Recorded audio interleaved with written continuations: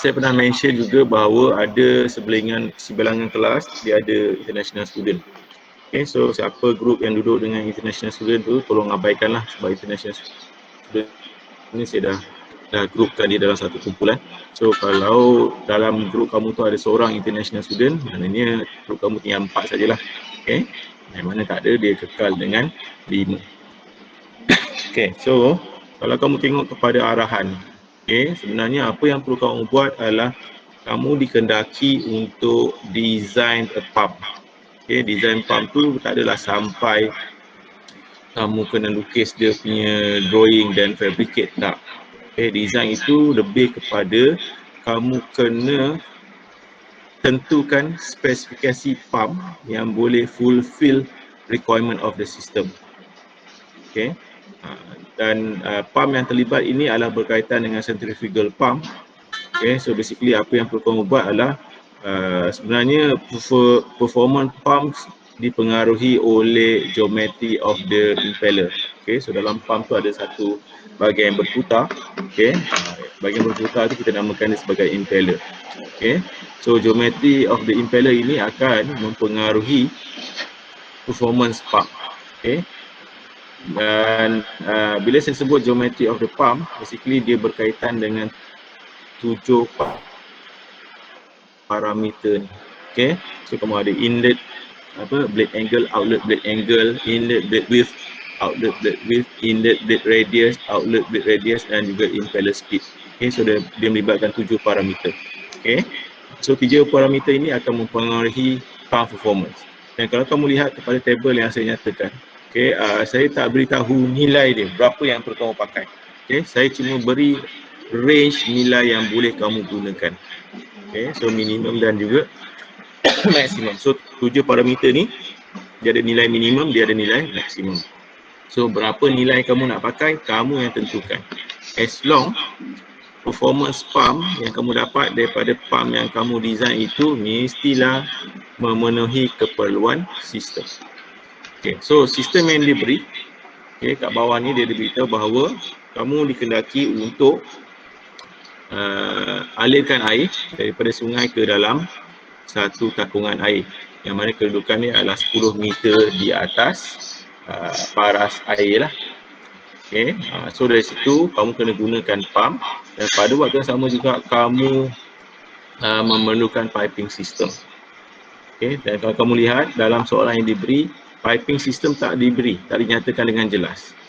Okay, tidak dinyatakan dengan jelas. So komponen pipe itu sama juga seperti dimension impeller tu, kamu yang tentukan. Okay, so bila saya kata kamu yang tentukan dimension piping system tu, maknanya setiap kumpulan akan mempunyai sistem yang berbeza-beza. Secara umumnya hampir sama, tetapi bila kamu buat analisis, kamu akan dapat jawapan yang berbeza. Kenapa? Piping system kamu yang tentukan dia punya jenis dan juga material. Okay, so bila kamu tentukan, kamu akan dapat jawapan yang lain berbanding dengan kawan kamu. Okay, sebab tu saya kata kalau saya jumpa result yang sama, okay, ada lebih daripada satu kumpulan mempunyai result yang sama, saya percaya bahawa kedua-dua kumpulan ini meniru. Sebab ada banyak parameter yang saya tak beri, yang mana kamu yang kena tentukan sendiri. Okay, so kamu yang tentukan sendiri. So bila kamu tentukan sendiri, possibility untuk mendapat jawapan yang sama, okay, sama ada dari segi sistem ataupun dari segi pump yang kamu design, boleh dikatakan zero. Okay, 0% possibility untuk sama, dia adalah hampir zero. So kalau saya dapat jawapan yang sama untuk dua kumpulan yang berbeza, saya pasti bahawa kedua-dua kumpulan ini meniru. Okay, so itu salah satu cara saya untuk cek berlaku meniru ataupun tidak dalam kumpulan, okay, dalam grup projek yang diberi. Okay, and then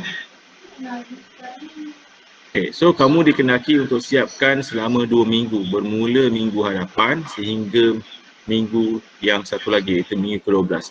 Dan kamu kena hantar report yang mana konten dia seperti yang dinyatakan, dan report itu perlu dihantar pada hari Khamis sebelum 12 tengah hari menggunakan platform Otter. Okay, so kalau kamu lihat saya ada satu folder dalam Auto ada satu folder berkaitan dengan projek, dan bawah projek itu ada satu lagi disebut arahan projek. Okay. So kamu kena reply dekat arahan projek tu. Okay. So kamu kena hantar report berdasarkan kepada folder arahan projek. Okay. So jangan hantar dekat folder yang lain. Kalau tak nanti jenuh saya nak check semua folder, jenuh. Banyak folder yang ada tu. Okay. So kena reply report kamu pada folder arahan projek. Okay. So itu basically apa benda yang kamu kena buat. Okay. So macam mana nak buat secara detail. Okay. Sekejap, saya tukar slide.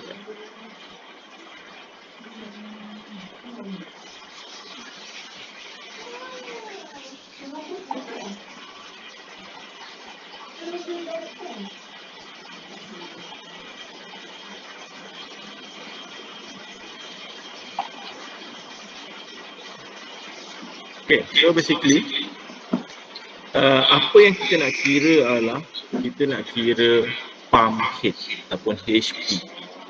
Okay, kita nak kira HP. Okay, so basically sistem yang ada di sini, sistem yang akan terlibat dengan projek kamu adalah lebih kurang seperti ini. Okay, so kita ada takungan air di bawah ni dan kita ada tangki air di sini. Yang mana maximum height level air dalam tangki ini diukur daripada level air sungai adalah 10 meter. Okay, dan kita akan gunakan pump kat sini untuk mengalirkan air. So bila kita gunakan pump maknanya ada piping system. So bila kamu analisis menggunakan energy equation, okay, so kamu ada P1 over rho G plus V1 square over 2G plus Z1 plus HP is equal to P2 over rho G plus V2 square over 2G plus Z2 plus HL plus HL. Okay. So dari situ, kalau titik 1 kamu berada di permukaan air sebab permukaan sungai dan titik 2 berada pada permukaan air di dalam tangki. Okay, so kamu akan dapati bahawa pada titik 1 P1 V1 sama 0. Pada titik 2 P2 V2 juga adalah sama 0. So bila kamu simplify this energy equation, apa yang kamu dapat adalah HP is equal to Z2 minus Z1 plus HL. Okay. Okay, so kalau kamu lihat kat sini, HP yang kamu dapat ini adalah HP berdasarkan kepada analisis menggunakan energy equation. Biasanya saya sebut dia sebagai HP system. Ini kamu analisis sistem, daripada sistem ni kamu akan dapat nilai HP. Okay, so berdasarkan analisis kepada sistem kamu dapat nilai pump head yang diperlukan. Okay, so daripada formula ini kita tahu bahawa Z2 tolak Z1 adalah sama dengan 10 meter. Okay, dan next apa yang perlu kita dapatkan adalah kita perlu dapatkan HL. Okay, sebabnya 10 meter tambah dengan HL kita dapatlah nilai HP. Okay, nilai HL seperti yang kamu belajar dalam chapter 1, dia adalah head loss. Head loss ni ada dua, major dan juga minor. Okay, so kalau kita lihat dalam konteks major, okay, major loss.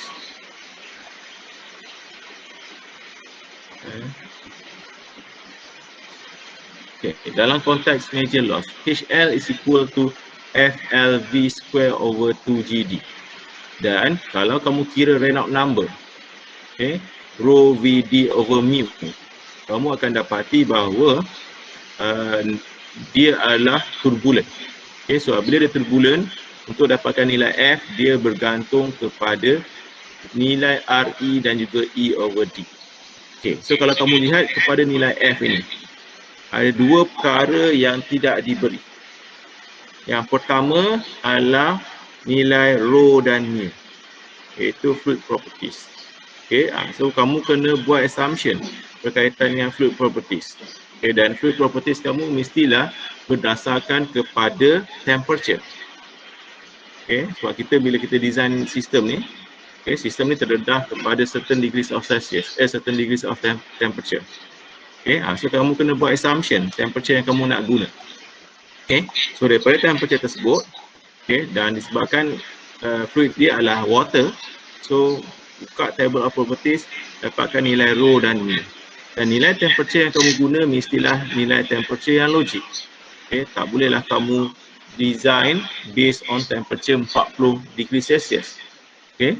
Sebab saya percaya bahawa sistem ni bila kita design, kita design di Malaysia. Okay. So agak sukar dekat Malaysia ni kita nak dapat suhu 40 darjah Celsius. Tapi kalau sistem yang kamu design itu adalah di Afrika, kalau kamu guna 40 darjah Celsius, saya tak ada masalah. Sebab kita tahu bahawa dekat Afrika untuk dapatkan suhu 40 darjah Celsius, boleh, tak ada masalah. Okay. So temperature yang kamu nak guna mestilah temperature yang logik. Okay. So daripada temperature tersebut barulah kamu dapat nilai rho dan nilai mu. V ni sebab dia dah bagi flow rate, maknanya flow rate is equal to Q is equal to VA. So V is equal to Q over A. Okay, so dapat Q. Dapat V. And then diameter dah diberi. So dapatlah Reynolds number. Okay, so satu dia berkaitan dengan fluid properties.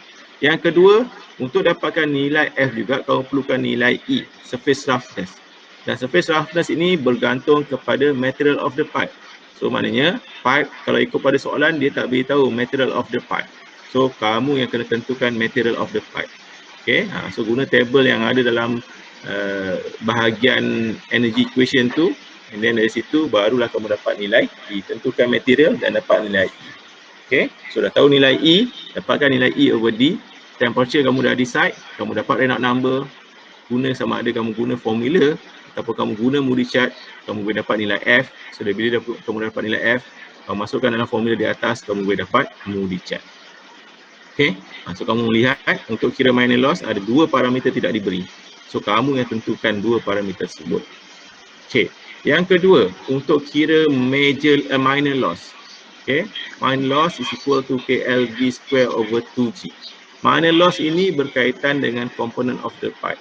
Okay, so kalau kamu lihat dalam piping system ada banyak component of pipe. Sebagai contohnya elbow, valve, T-joint and sebarang lah. Okay, dan component of pipe ni kamu yang tentukan berdasarkan kepada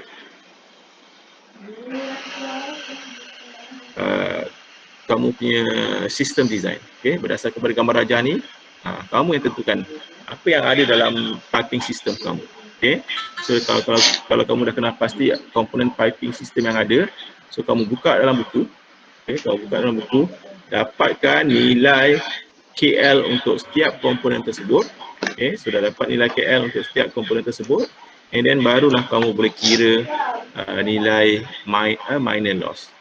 Okay, so minor loss plus major loss, masukkan dalam formula yang pertama ni, iaitu HP is equal to Z2 minus Z1 plus HL, kamu dapat nilai HP.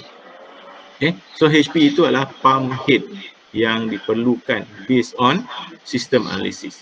Okay, sekarang ni, the next step, apa yang perlu kamu buat adalah kamu kena design pump yang mana head dia paling kurang adalah sama dengan HP yang kamu dapat daripada system analysis.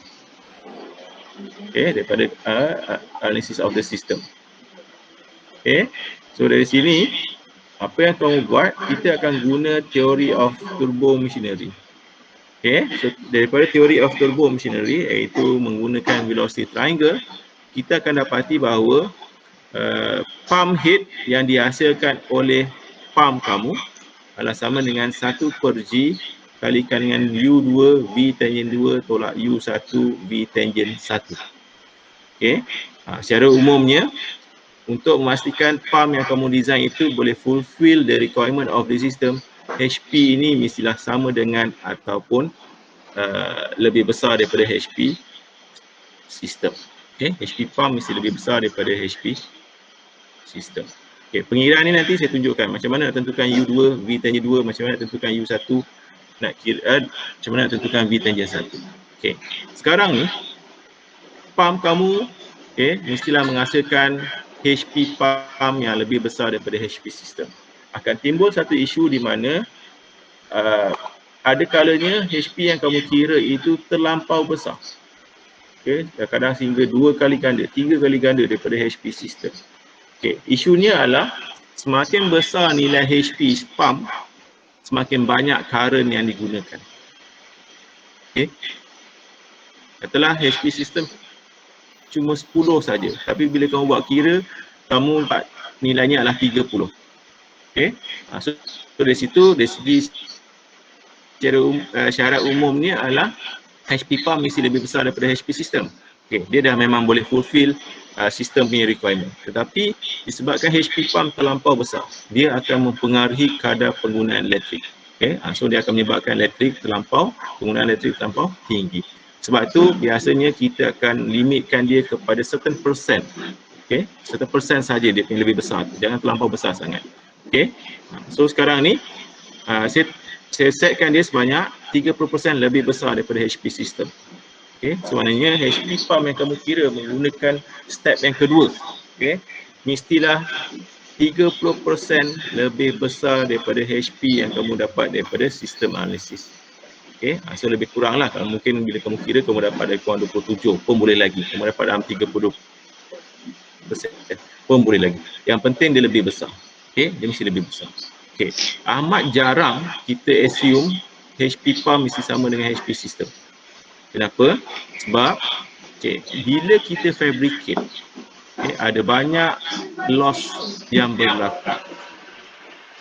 So, katalah kamu kira daripada HP pump, katalah kamu dapat kira HP system 10, kamu kira analisis, kamu boleh dapat, kamu design pump yang mana HP pump dia pun 10. Okay. Tetapi apabila kamu fabricate, apa yang berlaku adalah disebabkan oleh loss yang berlaku ketika fabrication. Okay. Sebenarnya HP pump kamu tak sampai 10 meter dia punya head. Okay. So apabila kita test di site, sebenarnya dia tak fulfill pun. Walaupun dari segi teorinya bila kita analisis, dia sama. Okay. Kenapa? Sebab berlaku loss ketika proses fabrication. Sebab tu kita kena mark up certain percent supaya HP pump mesti lebih besar daripada HP system. Supaya apabila kita fabricate akan berlaku loss. So dengan loss tersebut, pump kita masih boleh beroperasi dengan baik. Masih boleh fulfill the requirement of the system. Okay. Sebab tu kita kena mark up certain percent. Okay. Secara umumnya sepatutnya sama pun dah boleh pakai. Tapi bila kita fabricate berlaku loss, dia akan drop. Okay. Sebab tu dia tak boleh pakai sama, dia mesti lebih besar. Okay. Dia mesti pakai lebih besar. Okay. So sekarang ni berapa besar? Saya cekkan dia lebih kurang 30%. Okay. Lebih kurang 30%. Bukan mesti 30%. Dia mesti menghampiri 30%. Dia boleh kurang sedikit, dia boleh lebih sedikit. Okay. Okay. So saya tunjukkan bagaimana saya kira HP pump. Okay. Basically pump ni, okay, dia punya impeller boleh dibahagikan kepada 3 jenis. Okay, satu backward incline, kedua forward incline dan yang ketiga radial blade. Okay, kenapa dia jadi 3 jenis ini? Okay, kalau kamu lihat yang pertama, disebut forward incline. So kalau kamu tengok the rotation of the impeller, dia punya rotation adalah dalam bentuk clockwise. Dan kalau kamu lihat kecenderungan blade tu, okay, so impeller tu adalah 2 keping blade. Di dalam dia ada blade. Okay, so blade dia ada banyak lah. Okay, yang melengkung dalam ni semua adalah blade dia. Dan kalau kamu lihat kecenderungan blade ni, dia condong ke arah depan. Dia condong ke arah pergerakan putaran impeller tersebut. Okay, so kalau dia condong ke arah putaran impeller, itu dinamakan forward incline. Kalau kamu tengok backward incline, okay, gambar rajah yang ketiga ni, okay, putaran dia ikut clockwise. Okay, kecenderungannya adalah ke arah belakang, anti-clockwise. So yang itu kita namakan backward incline. Okay, so untuk projek kamu, kita punya impeller ataupun kita punya impeller adalah dalam bentuk backward incline blade. Okay, so kalau saya lukis, saya ambil satu blade sebab analisis kita buat analisis pada satu blade saja. Okay, so yang gambar rajah ini adalah gambar rajah sebahagian daripada impeller. Okay, so saya ambil satu blade di sini. Okay, dan blade ini saya kena lukis velocity triangle dia. Okay, velocity triangle itu di bahagian masukan. So yang kat sini ni bahagian masukan, ini adalah inlet.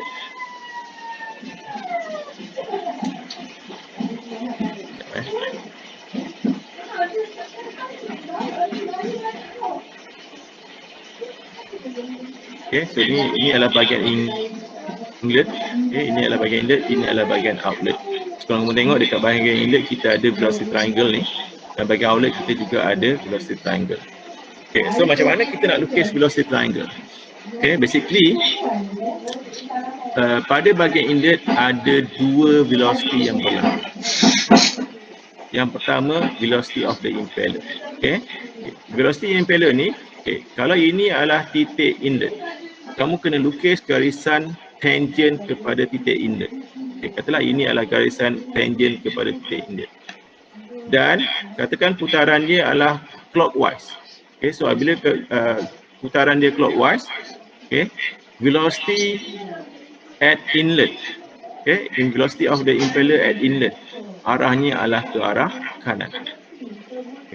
So kalau impeller ini putaran dia anti-clockwise, velocity impeller at inlet dia adalah ke arah kiri.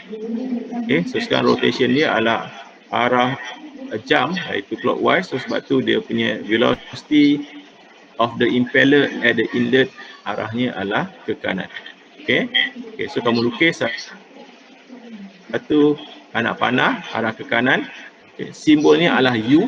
U tu adalah velocity of the impeller. Satu U subscript satu tu menggambarkan inlet. So U1 adalah sama dengan omega R1. Yang kedua ada satu velocity tangent kepada blade angle. Kat sini kamu ada beta. Ini adalah beta. Beta 1 maknanya blade angle at inlet. So kita ada satu arrow tangent kepada blade angle yang diwakili oleh W1. So W1 itu diwakili ataupun W1 itu sebenarnya adalah velocity of the fluid. So combination of impeller velocity dan juga fluid velocity, dia akan menghasilkan absolute velocity yang diwakili oleh V1. So maknanya U1 tambahkan W1, kamu akan dapat V1. Ataupun kalau berdasarkan triangle yang atas ni, W1 tambahkan dengan U1, kamu akan dapat V1. Itu untuk velocity di bahagian inlet. Untuk velocity di bahagian outlet sama juga. Dia ada tiga velocity yang sama, V, U dan juga W. So bahagian outlet kamu kena lukis satu garisan tangent, sebab kita nak lukis impeller velocity yang diwakili oleh U2. Dan disebabkan dia rotate clockwise, so U2 nya arah ke atas. So ini akan mewakili U2, yang mana U2 sama dengan omega R2. Ini W2. Dia tangent kepada blade angle at outlet. So beta 2 ini mewakili blade angle at outlet. W2 tangent kepada beta 2. So combination of W2 dan juga U2 akan menghasilkan V2. Sama juga kat sini. U2, W2 akan menghasilkan V2. So sekarang ni kalau saya keluarkan triangle ni. Triangle yang ini. Keluarkan. Saya lukis triangle di bahagian inlet. So ini adalah velocity triangle at inlet.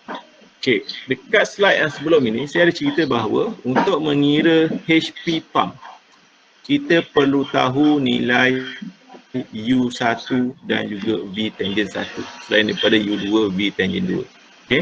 So maklumat yang berkaitan dengan inlet adalah U1 dan juga V tangent 1. U1 tak ada masalah. Kita boleh dapat daripada omega R2. Yang mana omega itu adalah sama dengan 2 pi n over 60. So satu lagi parameter yang kita perlu cari nilainya adalah V tangent 2. V tangent 1. V tangent 1 dia adalah komponen tangent V1. So kalau ini adalah mewakili V1. V tangent 1 diwakili oleh jarak ini. So ini adalah V tangent 1. Jarak tegak ini diwakili sebagai V normal 1. So macam mana nak dapatkan V tangent 1? Kita kena guna, kalau kamu lihat kepada komponen velocity ini. V tangent 1 is a part of U1. Okay, so kalau saya anggapkan jarak daripada sini sampai ke hujung arrow ini sebagai X1, so U1 adalah sama dengan V tangent 1 tambahkan dengan X1. Okay, so saya susun balik apa yang saya dapat. V tangent 1 sama dengan U1 tolak X1. So saya perlukan nilai X1 dulu untuk dapatkan V tangent 1. Okay, so menggunakan segitiga yang ini. Sebabkan sini sudutnya adalah beta 1, blade angle at inlet. Okay, garisan ini selari dengan garisan ini. So automatically sudut sini beta 1 juga. Okay, sudut di sini sebagai beta 1. So kalau saya guna tangent beta 1, dia sama dengan Vn1 divided by X. Okay, so kalau saya susun balik, X1 adalah sama dengan Vn1 tangent beta 1. Okay, dan Vn1 ni boleh dikaitkan dengan flow rate. Okay, yang mana Q is equal to 2 pi R1 B1 Vn1. Yang mana R1 ini adalah radius of the impeller, inlet. Okay, R1. B, the thickness of the impeller at inlet. Okay, so dari sini Vn1 is equal to Q over 2 pi R1 B1. Okay, so kalau kamu masukkan balik, apa yang kamu dapat adalah daripada sini kamu dah tahu Vn1, beta dah tahu, kamu dapatlah nilai X1. Nilai X1 masukkan dalam equation yang di atas ni, kamu boleh dapatlah nilai V tangent 1. Okay, so kalau kamu dah tahu nilai V tangent 1, maknanya daripada formula HP ni, U1 V tangent 1 kita dah dapat nilai ni. Sekarang ni, next kita kena dapatkan nilai U2 V tangent 2. Disebabkan 2 ini mewakili outlet, so maknanya kita kena buat analisis velocity triangle at outlet. Okay, so ini adalah velocity triangle yang terlibat. Okay, ini adalah V2. Okay, so V tangent 2 adalah komponen V2 arah tangent. So diwakili oleh jarak ini. Okay, so jarak ini komponen V2 pada arah normal. Okay, so berdasarkan kepada garisan ni. Okay, kalau jarak dari sini ke sini mewakili X2, so saya tahu bahawa U2 adalah sama dengan V tangent 2 tambah X2. So V tangent 2 sama dengan U2 tolak X2. So saya perlukan nilai X2. Okay, dan nilai X2 ini saya boleh perolehi daripada segitiga yang ini. Yang mana sudut di sini adalah sama dengan beta 2. Okay, blade angle at outlet. So tangent beta 2 sama dengan Vn2 bagikan dengan X2. Okay, so X2 sama dengan Vn2 bagikan dengan tangent beta 2. Okay, yang mana Vn2 ini saya boleh dapat daripada formula Q is equal to 2 pi R2 B2 Vn2. So Vn2 is equal to Q2 divided by 2 pi R2 B2. Okay, Q2 dengan Q1 benda yang sama, iaitu flow rate, fluid punya flow rate, flow rate of the fluid entering the pump. Okay, so maknanya ketika kamu kira Vn1, ketika kamu kira Vn2, kedua-dua formula ini melibatkan nilai Q. Okay, so kamu guna nilai Q yang sama. Okay, kalau berdasarkan pada soalan tu, soalan yang diberi tu, nilainya adalah sama dengan 0.573. Okay, so dari sini kamu tahu Vn2. Daripada Vn2 kamu boleh dapat X2. Daripada X2 kamu boleh dapat V tangent 2. Okay, so daripada formula ni, okay, V tangent 2 dah dapat. U2 omega R2. Okay, dah dapat. Daripada analisis velocity triangle dekat inlet, kita tahu U1 dan V tangent 1. Okay, kamu dapatkan semua nilai ni, bagikan dengan G. G ini adalah gravity, 9.81. Kamu dapatlah nilai HP pump. Okay, dan okay, so maknanya kalau kamu lihat kepada teori berkaitan dengan HP pump, dia bergantung kepada beta 1, beta 2, R1, R2, B1, B2 dan juga RPM. Okay, so parameter ni adalah parameter yang ada dalam tabel tadi tu. Okay, so nilai yang kamu guna untuk 7 parameter ini akan mempengaruhi HP yang dihasilkan oleh pump. Okay. So peringkat yang pertama, apa yang perlu kamu buat, kamu masukkan dulu, kamu tentukan nilai B1, beta 1, beta 2, R1, R2, B1, B2 dan juga RPM. Okay. Kamu kiralah berapa nilai HP pump, and then daripada HP pump tu kamu comparekan dengan HP system. Lebih besar ataupun lebih kecil. Kalau HP pump yang kamu dapat itu lebih kecil daripada HP pump, HP system, apa yang perlu kamu buat? Kamu ubah parameter impeller. Okay, so kamu kena ubah lah. Mana kalau kurang, mana kena tambah lagi lah, parameter yang kamu guna tu tak cukup. So kena tambah lagi, lebih besar lagi pakai. Okay, so kamu gunakan teori yang sama, ulang lagi pengiraan, dapatkan HP pump, dah dapat HP pump, kamu comparekan lagi dengan HP system. Lebih besar ataupun sama dengan. Kalau lebih besar ataupun lebih kecil. Kalau masih lebih kecil, ubah lagi untuk set yang ketiga, set parameter yang ketiga.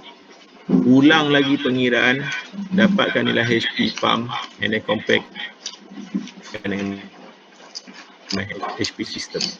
Okay, katakan dia lebih besar. Okay, kalau lebih besar, kamu kira berapa besar dia punya beza, berapa persen. Kalau kata persennya 10, katakan nilai dia cuma 10% lebih besar daripada HP system, sebenarnya dia tak cukup. Sebab saya cakap range dia lebih kurang 30. So ubah lagi. Okay, ubah, kira, compare, tak fulfill, ubah, kira, compare sehingga dia fulfill HP pump lebih kurang 30% lebih besar daripada HP system. Dah dapat, and then barulah kamu stop buat pengiraan.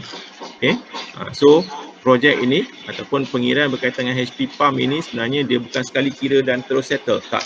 Okay, HP system kamu kira sekali saja, itu sebagai reference value kamu. Okay, so HP pump kamu akan kira beberapa kali sehingga HP pump yang kamu dapat itu lebih kurang 30% lebih besar daripada HP system. Okay, kamu dapat the value tu and then stop.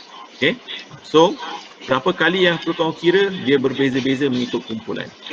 Okay, dia bergantung kepada bagaimana bijaknya kamu manipulate parameter yang ada ini. Okay, ada orang, ada kumpulan kira 3 kali dah fulfill. Ada orang kira 4 kali baru fulfill. Ada grup kira 10 kali baru fulfill. Okay, so dia bergantung kepada nilai parameter yang kamu guna. Dan setiap kali kamu buat pengiraan, dia perlu direkodkan, perlu ditulis. Mana katalah kamu buat pengiraan 5 kali baru fulfill.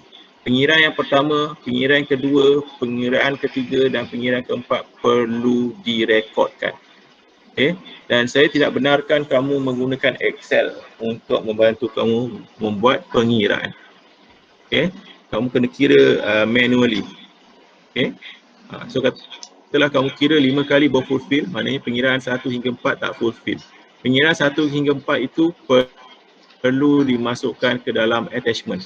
Kenapa? Sebab dia adalah bukti kepada proses design.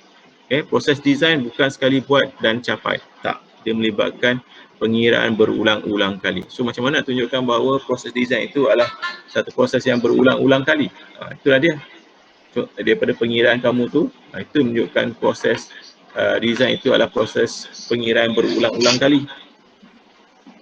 Okay.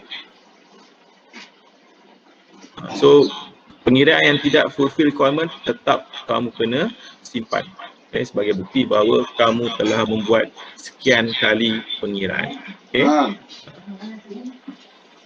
Dan kalau kamu lihat dekat bawah ni ada kira power. Okay. Bila kamu dah dapat HP yang sepatutnya, and then lepas tu kamu kira lah power, berapa current yang diperlukan menggunakan formula rho Q U2 V tangent 2 tolak U1 V tangent 1. Okay, so itulah jumlah power yang diperlukan oleh pump yang kamu design. Okay, so basically itulah benda yang perlu kamu kira, perlu kamu buat. Okay, yang pertama kamu kena kira HP system dahulu. Okay, HP system cuma satu kali sahaja kamu kira, tetapi untuk dapatkan HP system tu ada beberapa parameter yang perlu kamu tentukan dahulu sebelum kamu boleh dapat nilai HP system. Okay, yang pertama melibatkan fluid properties. Okay, sebab nilai rho dan mu tidak diberi, so maknanya kamu kena tentukan nilai rho dan mu yang perlu kamu gunakan. Dan biasanya nilai rho dan mu yang kita gunakan adalah bergantung kepada atmospheric temperature. So kamu kena set lah berapa atmospheric temperature yang kamu nak pakai.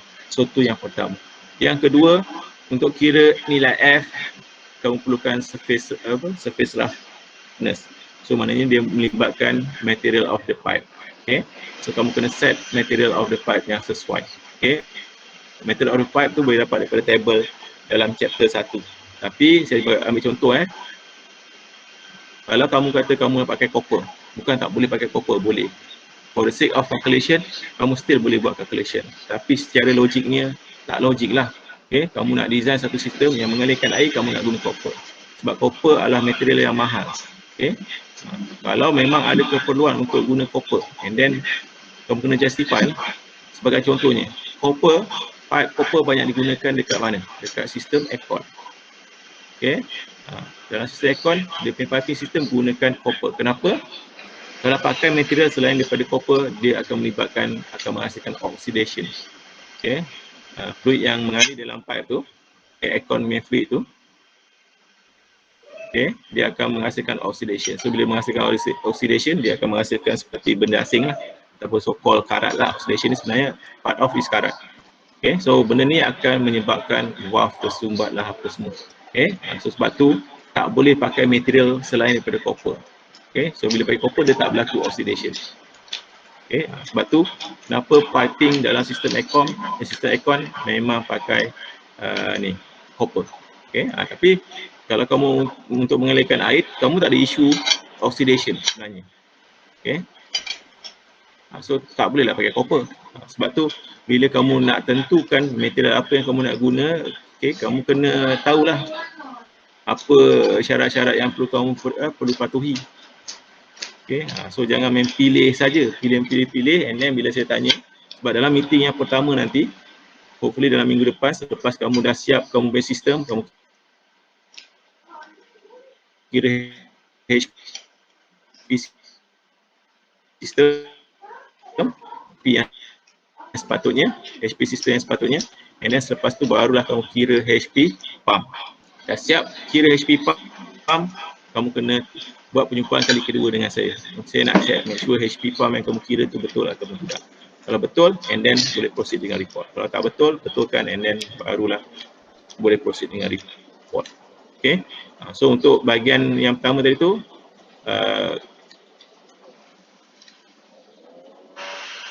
bukan adalah component of the pipe. Okay, sebab piping system saya tak nyatakan. Okay, saya tak nyatakan dalam arahan tu. So kamu yang tentukan component of the pipe yang diperlukan. So ada kriteria tertentu yang perlu kamu patuhi. Okay, and then daripada kriteria tersebut barulah kamu tahu apa component of the pipe yang perlu ada dalam sistem kamu. Okay, so ada 3 benda yang kamu kena buat assumption baru kamu boleh kira HP system. Dah settle yang pertama. Yang kedua, kamu kena kira HP pump menggunakan theory of turbo machinery yang berkaitan dengan velocity triangle. Okay, so berdasarkan teori tersebut, kamu kena tentukan nilai 7 parameter yang berkaitan dengan impeller. So dari situ kamu kira HP pump, and then kamu compare HP pump yang kamu dapat itu dengan HP system. Make sure HP pump yang kamu dapat mesti lebih besar, lebih 30%. Anggaran lebih kurang 30% daripada HP system. Selagi tak capai, selagi tu kena adjust parameter impeller tersebut. Okay, buat calculation sehingga kamu dapat HP pump lebih kurang 30% lebih besar daripada HP system. And then dari situ barulah stop. Okay, dah stop and then dah boleh buat report writing. Okay, so ada soalan nak tanya? Silakan.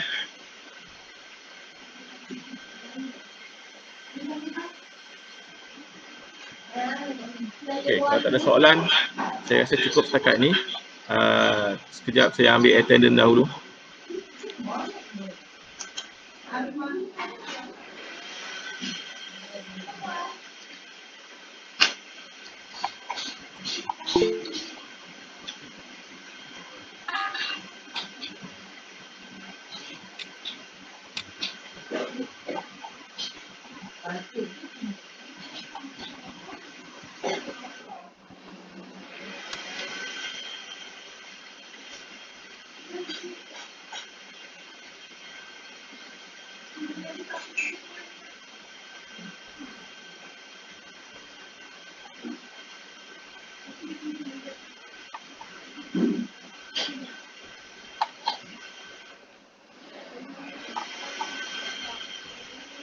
Calculation boleh buat bertulis atas kertas tak, doktor? Ya, calculation memang kena buat atas kertas. Okay. Calculation kena buat atas kertas.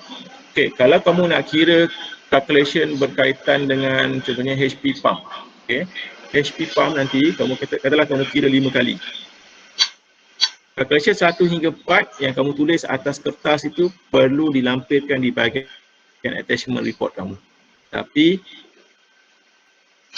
calculation yang kelima, sama ada kamu ambil gambar, snap dia letak dalam bahagian depan report ataupun kamu buat dalam bentuk Word lah dalam report. Okay. So yang tak berkenaan tu memang yang tak fulfill requirement tu kena tunjuk dalam ni lah, dalam kertas lah. Yang betul saja kamu boleh formatkan di dalam komputer punya format. Okay. Equation gunakan Word. Okay, report writing memang pakai Word. Okay, report writing memang pakai Word. Cuma yang okay, contohnya kamu kira HP system dan juga HP pump yang fulfill requirement. Kedua-dua itu perlu ditulis dalam bentuk Word lah. Okay. Kalau kamu nak tulis dalam bentuk tangan dan nanti kamu snap sebagai gambar, jadikan dia sebagai gambar dalam report kamu pun boleh, tak ada masalah. Tapi make sure kalau yang tulis pakai tangan tu tulisannya jelas lah, sebab nanti susah saya nak baca. Dan jangan tulisan terlampau kecil. Saya ni mata dah rabun, tak nampak kadang-kadang. Okay, kalau terlampau halus sangat and then terpaksalah pakai kantar nak baca report, dah jadi apa satu hal pun. Okay, so tulisan kemas dan cantik lah dan senang dibaca. Okay, ada lagi soalan nak tanya?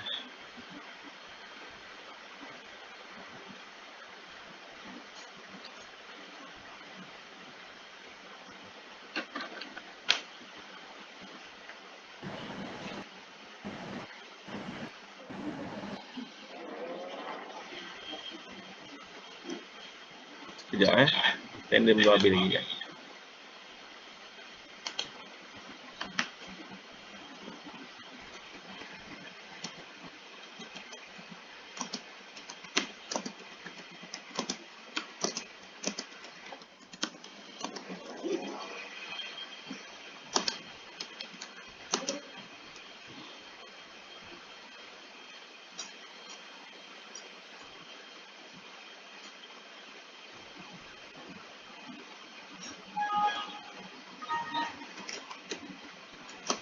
Okay, so kalau tak ada soalan, ada lagi nak tanya? Boleh buat. Okay, so sekarang ni sepatutnya kamu dah jumpa kawan-kawan kamu. Okay, so sila buat discussion. Berdasarkan apa yang saya dah terangkan tadi tu, maknanya kamu dah boleh mulakan kerja lah. Okay, dah boleh mulakan kerja. Make sure selepas kamu siap kira HP system, sila deal dengan saya. Okay, untuk saya check kamu punya inilah pengiraan HP system tu. Okay, so tolong mention kat saya bila kamu nak jumpa saya and then nanti saya beritahu okey tak okey. So kita akan jumpa gunakan Google Meet. Okay, so kalau tak ada soalan, sebelum saya terlupa, minggu depan hari Isnin periksa. Okay, saya ulang sekali lagi. Isnin periksa, so bila kau buat mula secara formalnya minggu hadapan. Nanti bersama minggu depan kita ada periksa. Pukul 8 jangan lupa 8 malam. Hari Isnin pukul 8 malam. Okay, so kalau tak ada soalan, Assalamualaikum warahmatullahi wabarakatuh dan selamat sejahtera. So selamat bagi yang Kristian tu, selamat Christmas, selamat hari Christmas, selamat raya Christmas. Okay, terima kasih. Thank you, Doktor. Okay, sama.